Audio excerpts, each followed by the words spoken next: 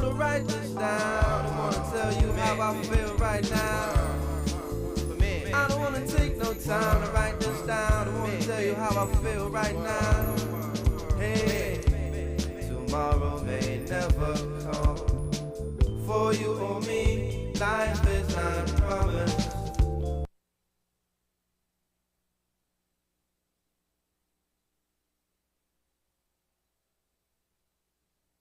Down, I wanna tell you how I feel right now. Hey, tomorrow may never come. For you or me, life is not promised.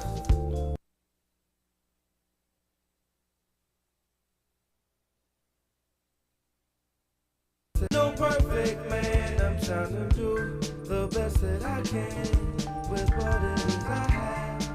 I ain't no perfect man, I'm trying to do the best that I can with what it is I have. Put my heart and soul into this song. Yes, yes. I hope you feel me from where I am to wherever you are. I mean that sincerely. Tomorrow may never come. For you and me, life is not promised. Tomorrow may never appear. You better hold this very moment very close to you right now. Very close to you right now. So very close to you right now. So close to you. Don't be afraid. Just let it shine. My homie said, shine your light on the world. Shine your light for the world to see. My hobby said, shine your light on the world. Shine your light for the world to see. My hobby said, KBLA, Talk 1580, good morning. Jambo, Hotep, hola. I'm Dominique DiPrima. The show is called First Things First. My first thing every day, every single day, giving thanks, giving praises, and asking for blessings from the Most High, asking for the blessings of the ancestors and the elders, and getting it rolling. So much to talk about, to engage in, to fellowship around, to understand, to undermine, all the things we do around here, unpack.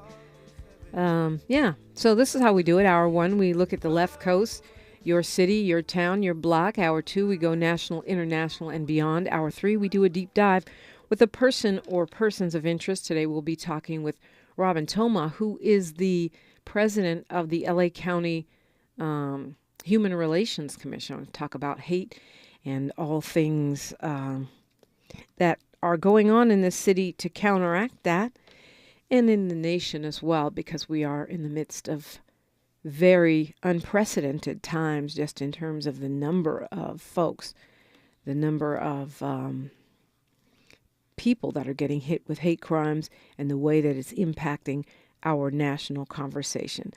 Super excited to have with me as a partner in politics for hour one, a longtime political organizer, community activist, and I'll say scholar. Yes. I'll say scholar, definitely that, a scholar of politics, all things political, and how to build power. He is a lead organizer with Black Lives Matter LA and the founder of the Fannie Lou Hamer Institute. Akili, good morning. Good morning, Dominique, and good morning to the KBLA family. It's so good to be here. Well, it's great to have you here. Oh, and we're also on YouTube. That's your camera. Okay. Akili, that's mine. What's up? YouTube.com. Just go to KBLA 1580 and you can stream with us and see us just wide awake. Yes. This hour. So you made it back from the city council meeting of yesterday. I wasn't sure if you were going to be jailed or... Well, they are threatening to jail us now. Yeah, really? Which I think, and I think the other thing that I find interesting is that they get in their riot gear, to deal with us, and it's a mobilization of the police for the city council meeting. I mean, it's just bizarre to me because really what you have is activists. Mostly all of the people that are out protesting the city council meetings are affiliated with various community-based organizations. It's not like they're persons unknown. Yeah. So why do you need riot gear? Well, because the police are trained to do a couple of things. One, to contain, suppress, and control. And they think that whenever we show up, that we are a threat, and so their training kicks in. Okay, so I'm wondering if they're, you know what, I already know the answer to that. Okay. Are they showing up with riot gear, wherever Kevin De Leon goes and trying to, stop him from wreaking havoc and causing chaos? Because certainly he is the source of this. If, it's like anything else, go to the source. Don't go to the symptom. Well, yeah, I don't go think to the sickness. You knew the answer to that. Yeah, I don't think they are. I think if anything, they may be showing up to protect him, let alone, and to, we have a where in the world is Kevin De Leon hotline. So, if we find out where he is, we show up. Last week we showed up at a turkey giveaway that he was doing. He didn't show up, but we did at two places. So if you know where he is, go to our website, Where in the World is Kevin De Leon, and we'll show up. Part of the reason we're doing this is because we want, like I said, we wanted to do more than just issue a statement and a press conference. We stayed out in front of his house for 18 days. We are chasing him no matter where, because he has to be held accountable. He cannot just make the kind of statements that he made, engage in the kind of public policy he's engaged in, and simply think, well, all I have to do is just apologize, show up with some big tears, and then just move on.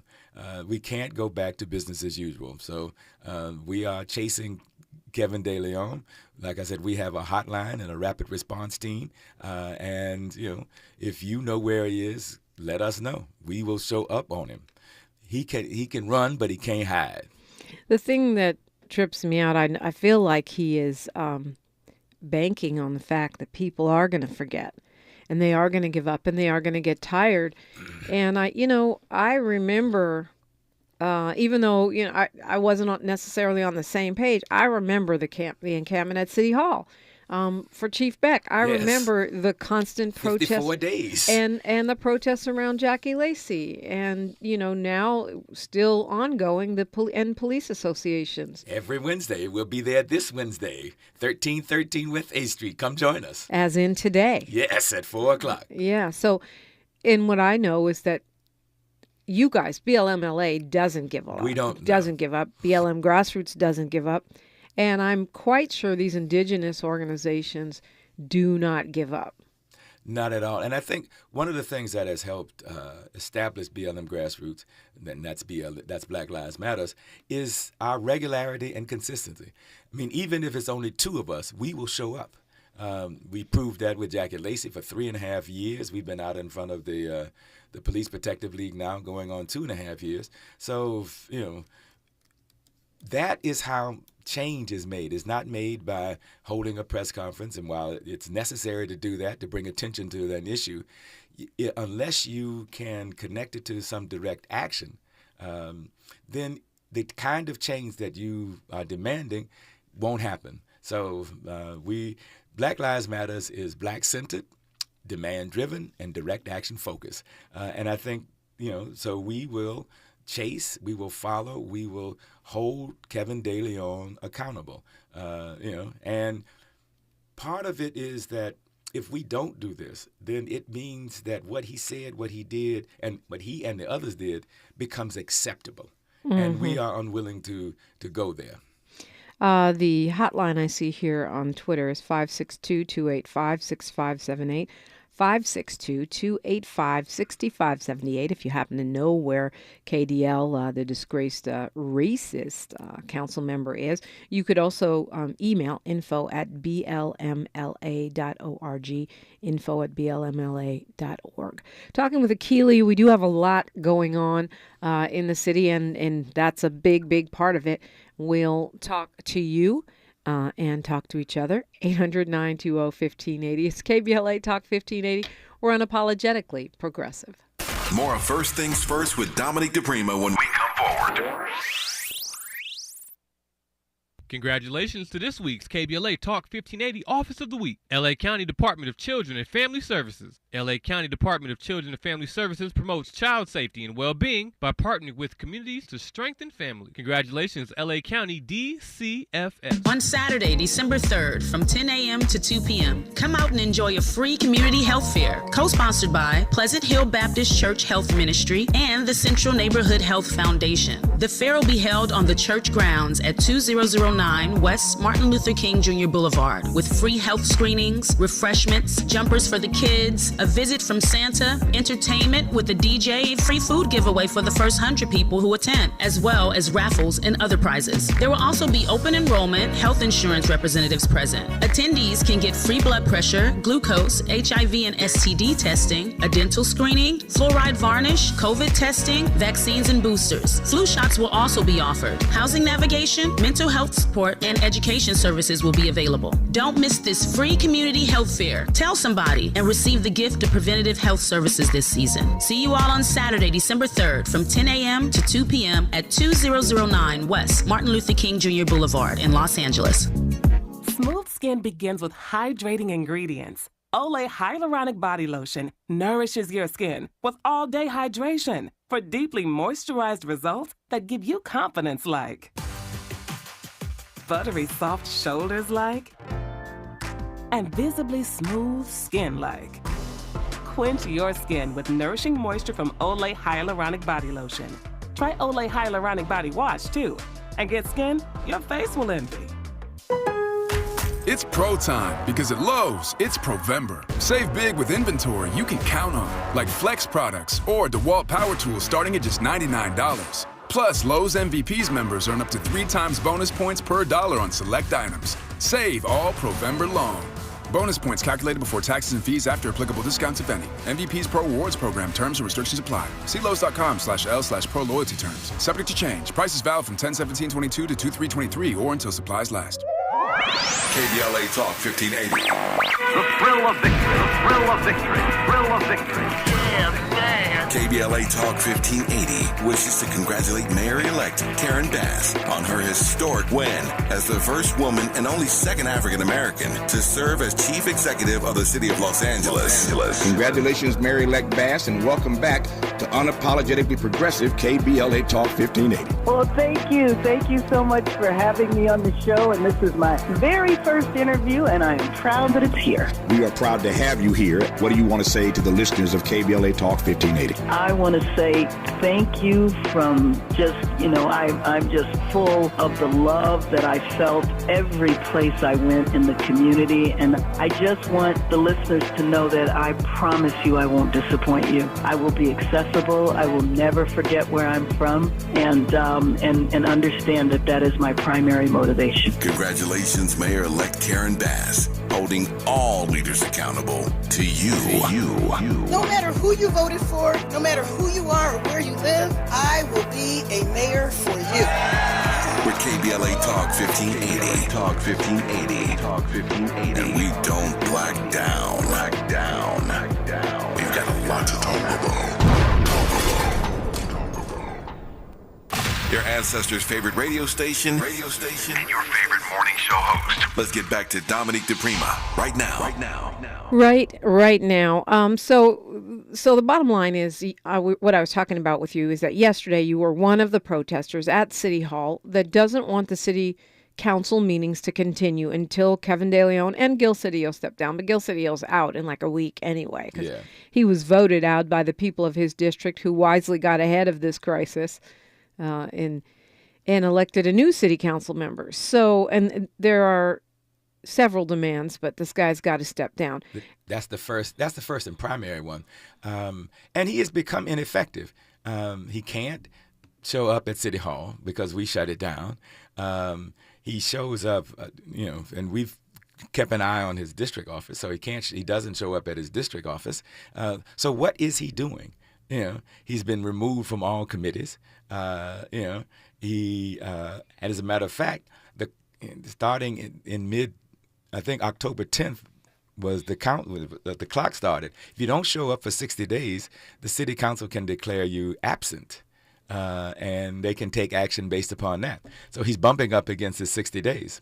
I wonder about that, though, because does showing up to the council office or showing up on a Zoom, does it count? You see what I'm saying? Yeah. And I'm sure he's going to use weaselly ways to get around that 60 days.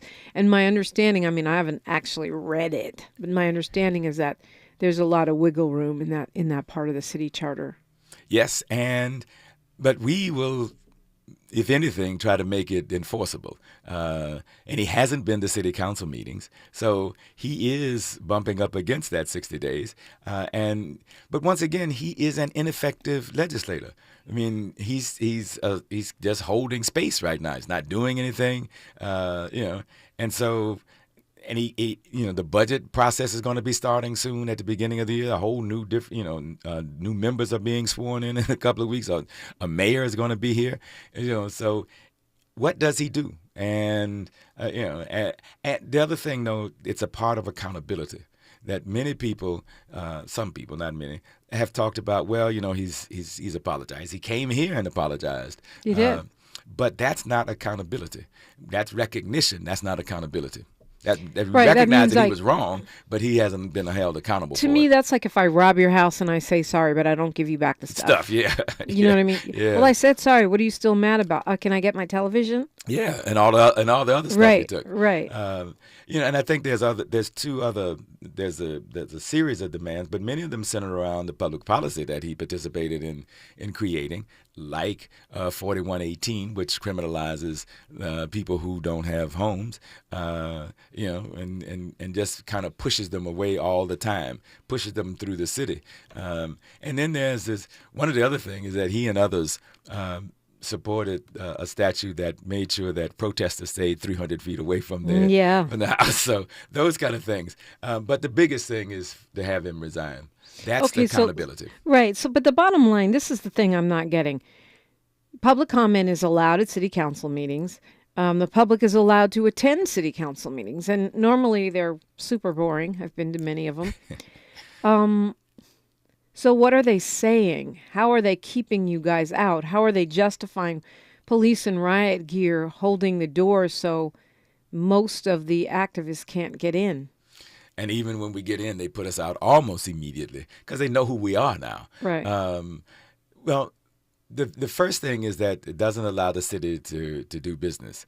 And that's why we call it no business as usual. As long as you have these two petite people on the city council, then you can't do business as usual. And every time you try to do that, we will do everything we can to stop it. If we allow business as usual to go, to continue on, it means that what Gil and Kevin did is acceptable. And we say, no, it's not. Mm-hmm. Okay. Well, yeah, I mean, I understand the point and the power behind that. Oh, look who's on the phone. Is that our Areva? Areva Martin, attorney Areva Martin calling in? Yay. Well, this is really fortuitous because I was planning to hunt you down and find you to talk about the incredible announcement, the press conference that you had, and the incredible work that you're doing to get justice for, really it's reparations, right, for Black and Latina people from Palm Springs. Yes, well, you can always find it here on Saturday. Yeah, well, yeah, that's true. I just wait outside. Yes. Can I get a quick comment, attorney Areva Martin?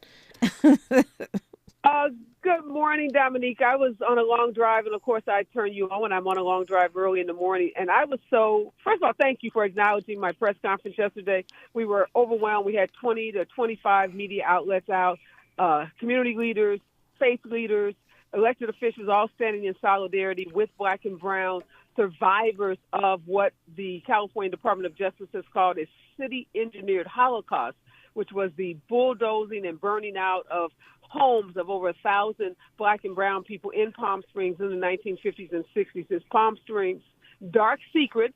They want you to know Palm Springs is this glitzy, exotic resort vacation in the desert, and it is that. But underneath that, at a time when they were building that exotic resort location, they were systematically discriminating against, relegating its black and brown people to one section of town based on racially restrictive covenants. And when they decided that they no longer wanted these black and brown folks downtown on this prime real estate, rather than use the legal process, rather than pay them to relocate, they just bulldozed and burned down their homes with their personal belongings inside. So you can imagine the trauma of coming home and seeing your house on fire, not being able to call the city fire department because it's the city fire department that's burning down your house. So that's terrifying. This is terrifying. Making it, it's a story that should be told nationally. We're trying to amplify the voices of survivors. And again, thanks to everyone that participated. Just briefly, though, I was listening to your comments, your caller, about Mayor Bass and this notion that in 2 years, if she hasn't done enough, people would support recall. I just don't know if ever any other mayor, none of the mayors who've not been black women have had such stringent standards placed on them even before they're sworn into office. So let's be clear about that. But also, Dominique, I want to get your opinion about this article in the LA Times. Mayor Eric Adams in New York is using very aggressive tactics to involuntarily commit mentally ill people who are on the streets of New York as a way of addressing his homeless problem that has become quite pervasive in New York. And I just want to get from you and your listeners and your guests what you think about that, because the fact that it's on the front page of the LA Times suggested to me that someone thought, maybe this is a good idea that Karen Bass, as the new mayor of Los Angeles, should be considering, because we know a vast number of the people on the streets of Los Angeles also suffer from addiction and mental health issues. Yeah, I mean, it's an ongoing dilemma, right? Because people who are severely mentally ill is what we're talking about, and Akili from BLMLA is in the studio with me this morning. Do pose a hazard to themselves and people in the community, right? And I've told this story many times. I myself have witnessed an unhoused person who clearly had mental health issues just punching a tiny woman right in the face. At the same time, people do have civil liberties, right? And I guess you know a lot about that as an attorney. It is the issue at the center of Mayor Gavin Newsom's care courts, right? Which would allow advocates, meaning family members, I guess, or people in community organizations, to refer severely mentally ill people for involuntary institutionalization and or help. I think it's very problematic from a rights standpoint. But I also understand why people are considering it now. We always talk about how Ronald Reagan shut down all the mental health institutions in California and left us with where we are now, which is unhoused people who have mental health issues dying on the streets. So I'm not going to say I'm not going to say that I'm 100% against care courts. What Eric Adams is doing, I perhaps trust less because he's a cop.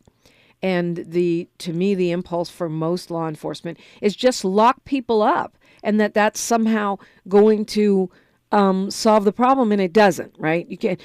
Putting people in a revolving door of incarceration just makes them more skilled criminals and not cured mental health patients. So I think the answer is something closer to the care courts, which I know, Akili, you don't support. So you want to weigh in and give maybe a different analysis here? I don't know if it's different, but I do think that we know being on the streets contributes to that level of mental instability.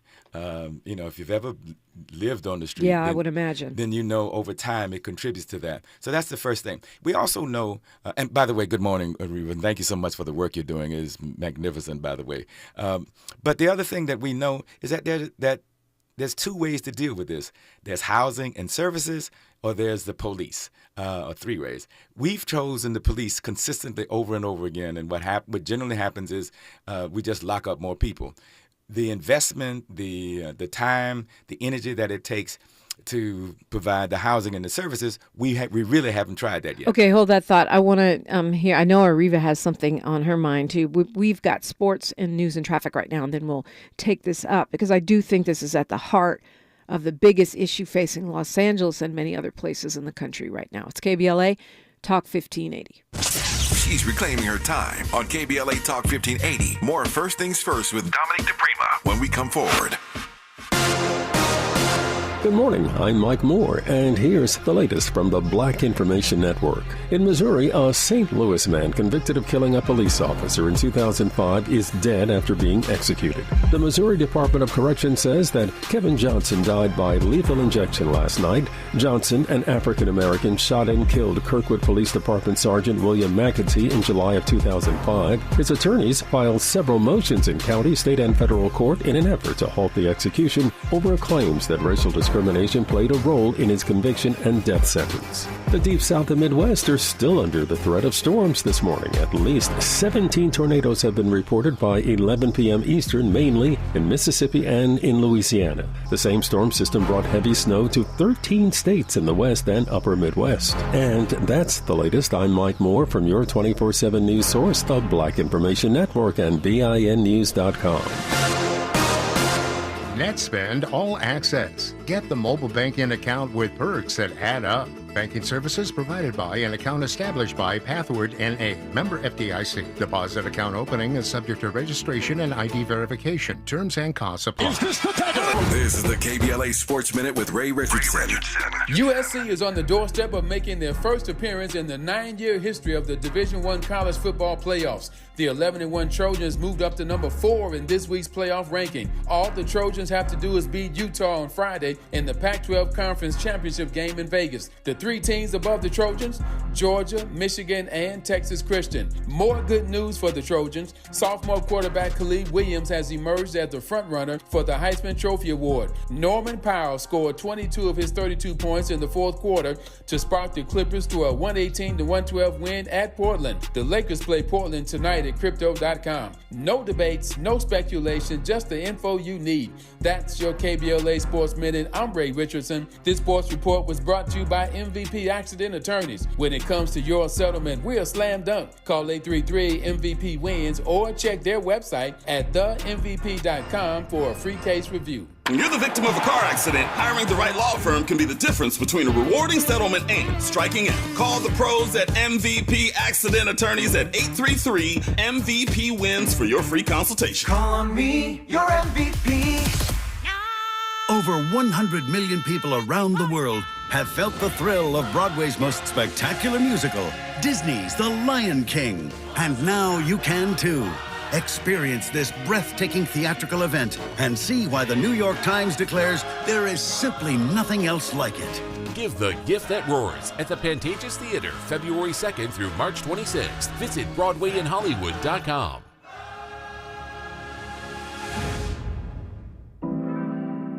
When you're young, life is full of choices. Don't let opioids like highly addictive and deadly fentanyl take away your life with just one wrong pill. Addiction is a disease that can affect anyone at any age. But there is a choice to get help for this disease. Find medically proven treatment options, including virtual, at choosemat.org. At Cedars-Sinai, we're honored to be named the #1 hospital in California and the #2 hospital in the nation in U.S. News & World Report's Best Hospitals Honor Roll. We're also proud to be named #1 in 6 specialties in Los Angeles. Thank you to our physicians, nurses, academic leaders, and thousands of other team members who bring their best to Cedars-Sinai every day. Learn more about our top-ranked care at cedars-sinai.org. KBLA Talk 1580. We've got a lot to talk about. Maisha Cairo here with a quick recap for my time at JP Morgan Chase's Advancing Black Wealth Tour. There were speakers Ian Dunlap, Damon John, Lynn Richardson, MC Light, Don Kennedy, to name a few. Take a listen to what Justin Grant, Community Development Lead at Chase's Advancing Black Pathway, let's see what he had to say. So I'm Justin Grant. I lead Community Development and National Partnerships for JP Morgan Chase's Advancing Black Pathway strategy. And so we're focused on strengthening the economic foundation of Black communities, and we're making targeted investments in programs programs like the Advancing Black Wealth Tour to help us get our tools and resources out to the community to drive sustained impact over time. So when it comes to Black and brown people, it sounds like Chase is making it their personal responsibility not only to facilitate these events, but to educate and provide resources. So, Mr. Grant, I have to ask, what does wealth building look like for the individual? It's home ownership, it's having that freedom to be able to start your own business and create jobs in your community, and it's having that long-term plan towards retirement, having that vision for what you want your life to be, and you have the resources to actually live it. I'm Aisha Cairo. Thanks for sticking around. That was my recap from Chase's Advancing Black Wealth Tour. First stop was here in LA, and they're taking it national. Thanks for waking up with Dominique DiPrima on KBLA Talk 1580. All right, so we got our colleague, Reva Martin, attorney Areva Martin, on a long drive. So she decides to stir the pot. I love it. Professional pot stirrer, Akili, is in studio with me at BLMLA and the Fannie Lou Hamer Institute. And of course, you know me, I'm mild-mannered. I never stir the pot. Areva Martin brought up Eric Adams, the mayor of New York, a.k.a.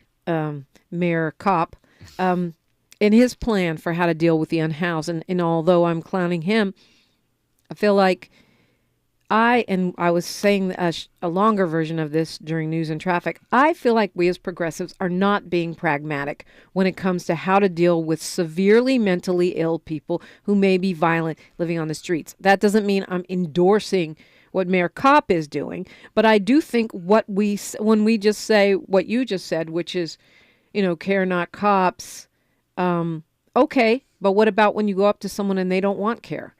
What about, do we just leave folks on the streets to die? Is 5 folks a day, or to attack someone else? What was your response, Areva? Yeah, I love what you said, Dominique. I consider myself a pragmatic progressive. That's how I define myself. Because I do think that sometimes both on the left and the right, we think all choices are binary. And it's not. These are very complex issues, and they need very complex and nuanced responses. There are very dangerous people on the street. A colleague and friend of ours, I read a letter that she recently sent. She was in Leimert Park, and she was assaulted by she assumed to be a mentally ill, unhoused person. And it was terrifying for her. So that's not okay. And we cannot condone that kind of behavior. We can't condone making our parks and our streets unsafe.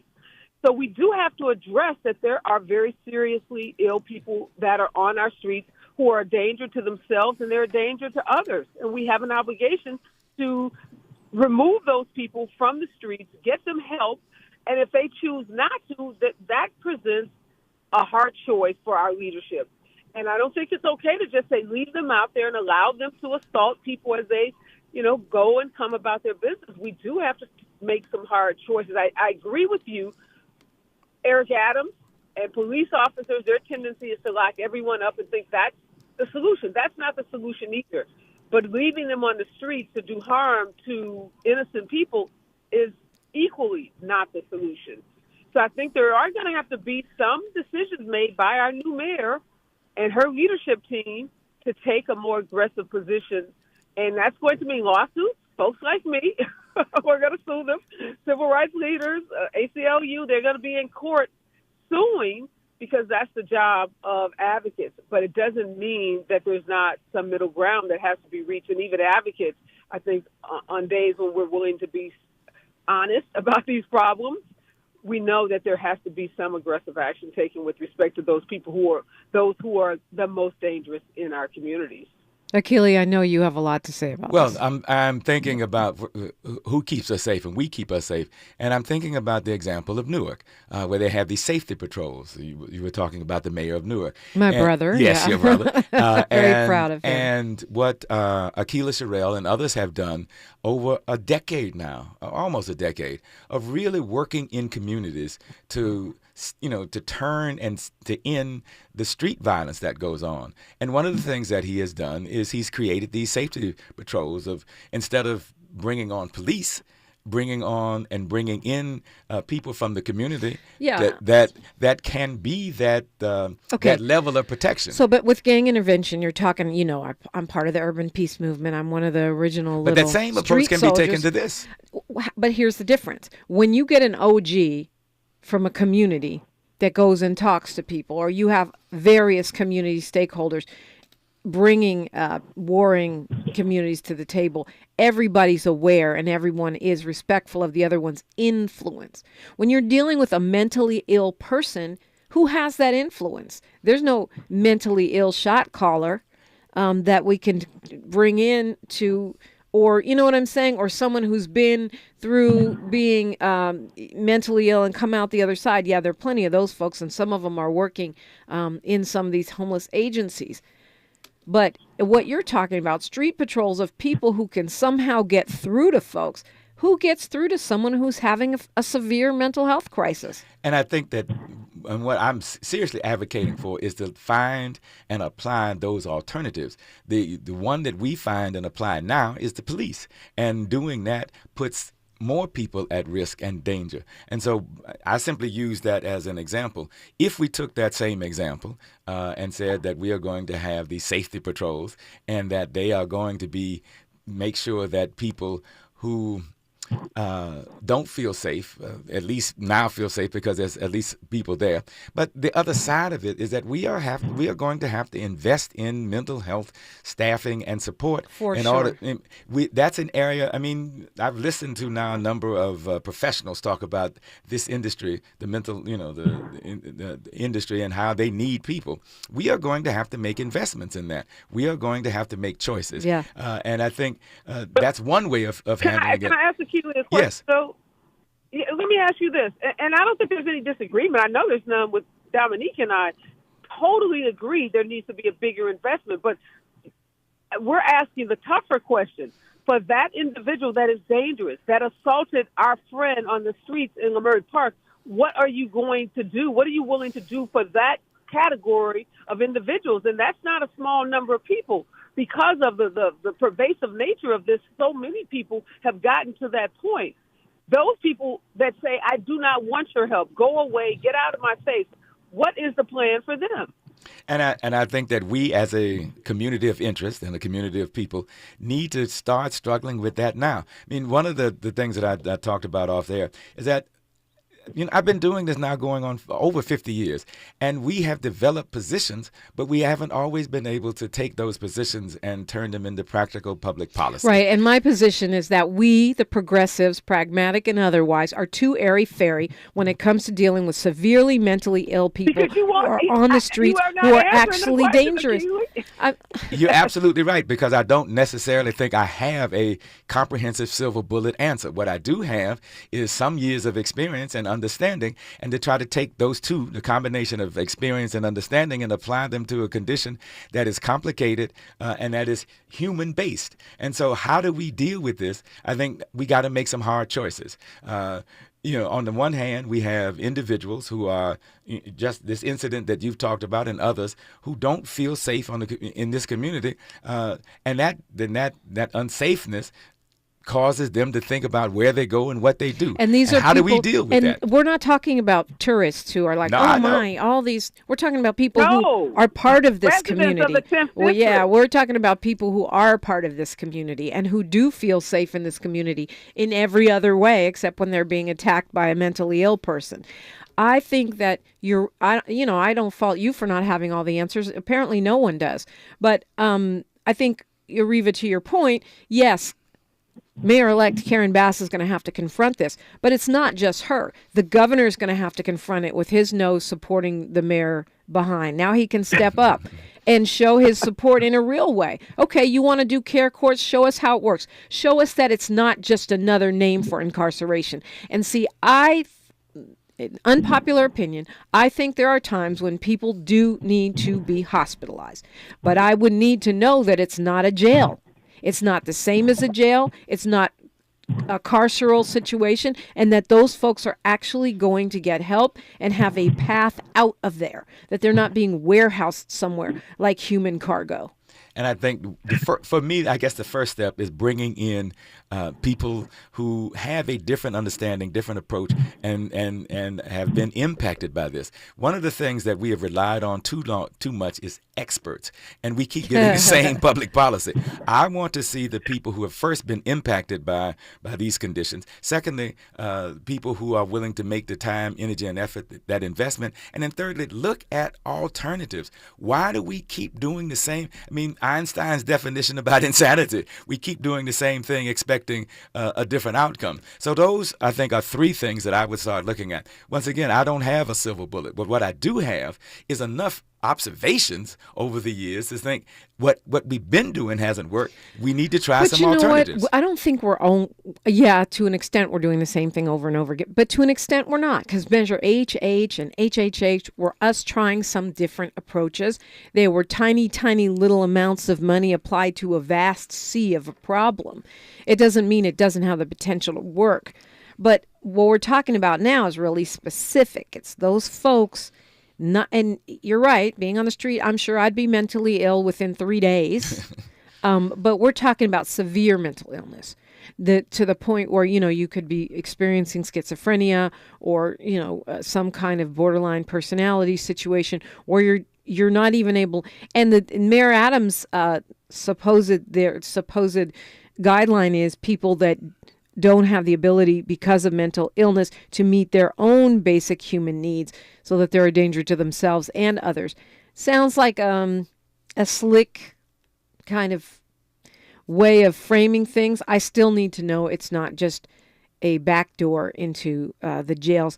Continuing the conversation, I don't know how long your drive is, Attorney Martin, if you want to stay with us. But yeah, I do want to give Akili some perspective. Okay. Hold that thought, because you know how we do. You have a show every Saturday morning. Every Saturday morning, listen to Areva Martin after you listen to This Is Not a Drill with Black Lives Matter with Akili. It's in KBLA Talk 1580. We may be LA's newest talk station, but when you're punching above your weight, it's not about whether you can throw a punch. Can you take a punch? We're unapologetically progressive. KBLA Talk 1580. And we don't black down. Yvonne Wheeler appointed new president of the LA County Federation of Labor. Maisha Cairo here with your K-Black Minute News, brought to you by CaliforniaBlackMedia.org. November 21st made it official. Yvonne Wheeler was elected the new president of the Los Angeles County Federation of Labor. The historic unanimous vote by her peers makes Wheeler the first ever Black woman to hold the title, and this makes her one of the most influential people in Los Angeles politics. The LA Fed is the second largest central labor body in the nation. It's a federation of over 300 affiliated union and labor organizations that represent more than 800,000 members. LA Fed is known for fighting better wages, establishing respect in the workplace, and the vast political influence their endorsements hold. Wheeler's election comes in the wake of a political scandal involving former LA Fed President Ron Herrera and 3 city council members where they were recorded making racist remarks during a meeting about redistricting. Follow KBLA on social media at KBLA 1580. Life is uncertain. It's okay to feel stressed, anxious, worried, or frustrated. It's normal. With CalHope's free and secure mental health resources, it's easy to get the help you and your loved ones need when you need it the most. Call our warm line at 833-317-4673 or live chat at calhope.org today. KBLA Talk 1580 invites you to join us in celebrating the season of giving by being part of the solution. As we enjoy great food, family, warmth, and well wishes in whatever our festive tradition may be, we share the beauty of the season by reaching out to the less fortunate. Please help us to help others with the KBLA Cover the Houseless Cozy Community Coat and Blanket Drive. All you have to do is drop off new or clean, gently used winter coats and blankets in the KBLA lobby during business hours. Now through December 20th, all of the coats and blankets will be donated to unsheltered individuals and families experiencing houselessness. Simply bring your donation to 4434 Crenshaw Boulevard in Los Angeles, near Vernon Avenue, from 9 a.m. to 5 p.m. weekdays. That's 4434 Crenshaw in historic Leimert Park. During the holidays and every day, let's remember, we keep us safe. We keep us warm. We are the safety net. And together, we can cover the unsheltered. Get caught up in the spirit of the season, the spirit of love. Make a difference with your friends at KBLA Talk 1580. We're not ratings driven. We're engagement driven. You're listening to KBLA Talk 1580. Check it out. I feel like I'm at some cable news show right now because all of my great colleagues are with me this morning. I have Akili from This Is Not a Drill, which is Saturday mornings on BLMLA. He's also... Well, I've certainly sat in for Melina a number of times. Yes, indeed. And also the founder of the Fannie Lou Hamer Institute. And our friend and colleague, Areva Martin, attorney Areva Martin, has a show, Areva Martin Out Loud, Saturday mornings. So we have a big brain trust going on right here. And Areva, you were responding to Akili's point about how you deal with the very severely mentally ill who could be violent towards others or themselves, dangerous to themselves.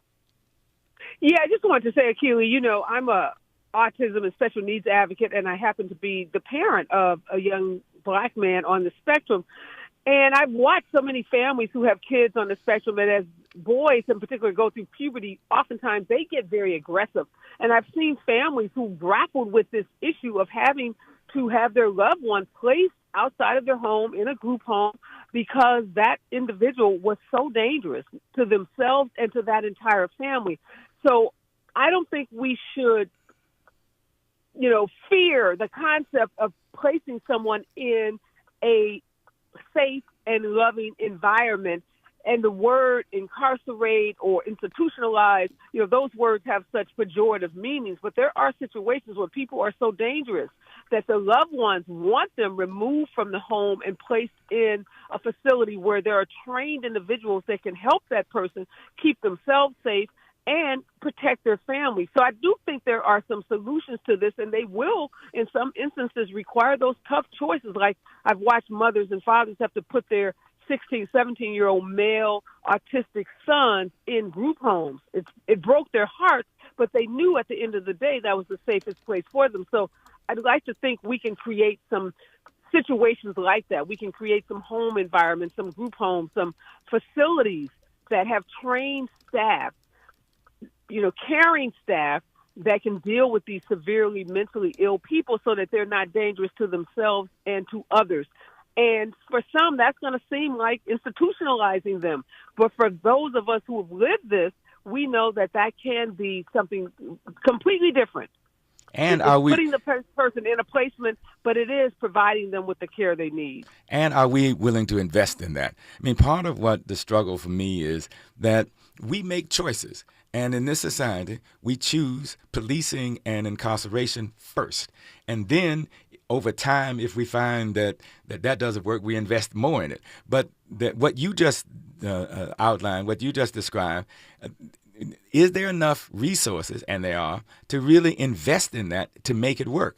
And once again, we talked about the impact of being homeless for months, for years, how it impacts a person. Let's do what we can to stop to end homelessness.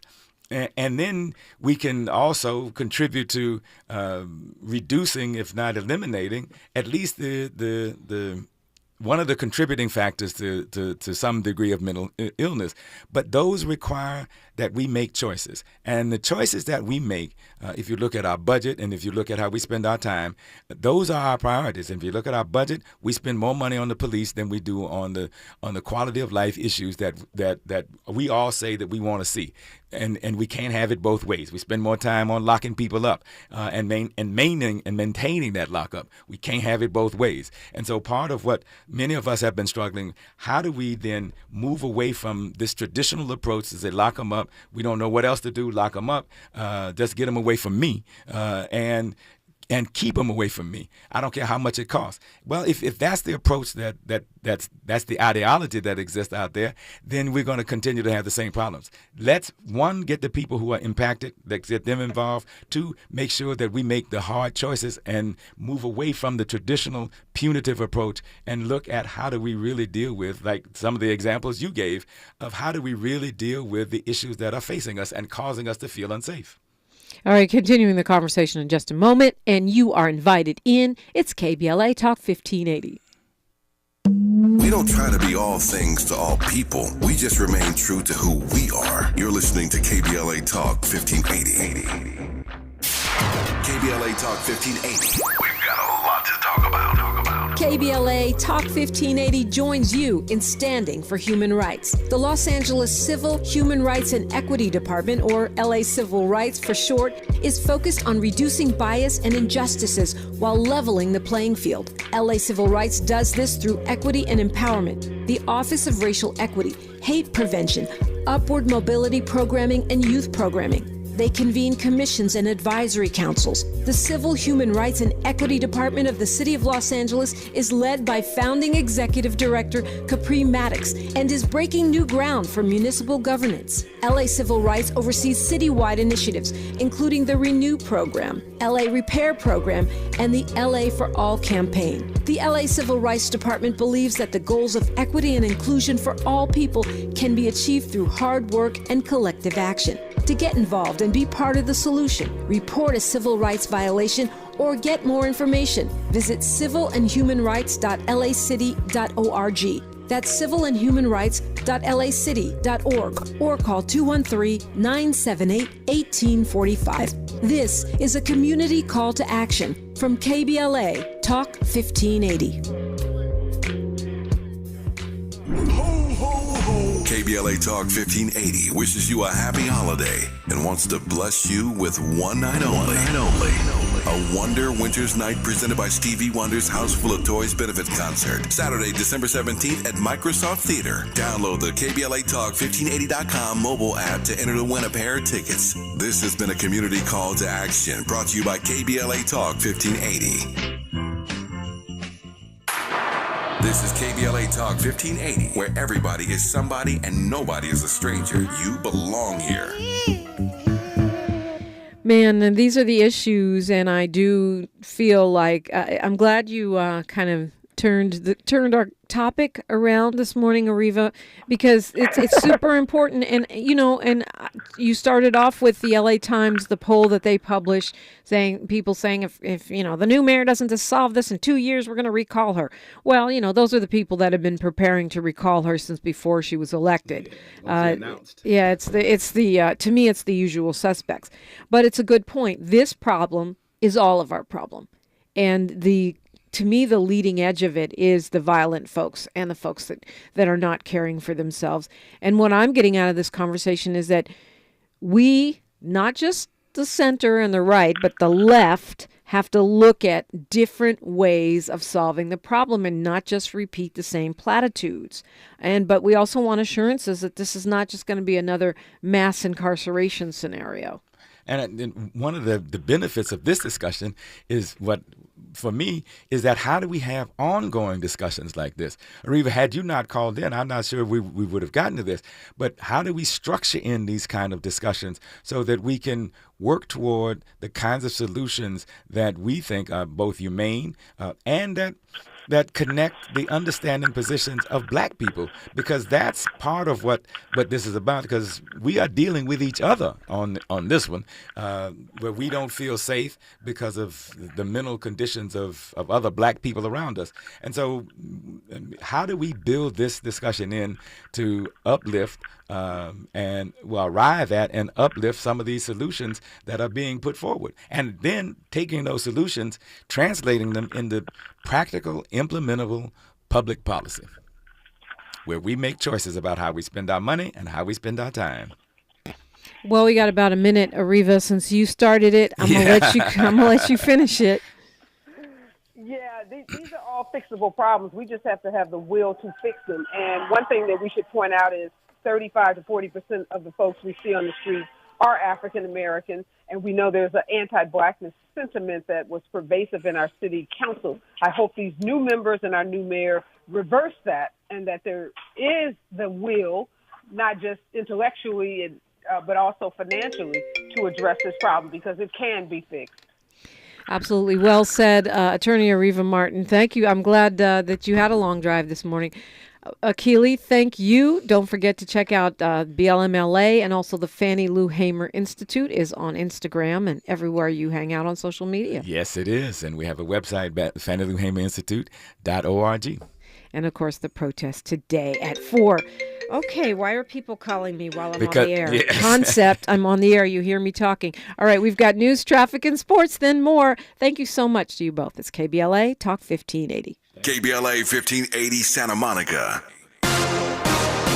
Good morning, I'm Mike Moore, and here's the latest from the Black Information Network. In Missouri, a St. Louis man convicted of killing a police officer in 2005 is dead after being executed. The Missouri Department of Correction says that Kevin Johnson died by lethal injection last night. Johnson, an African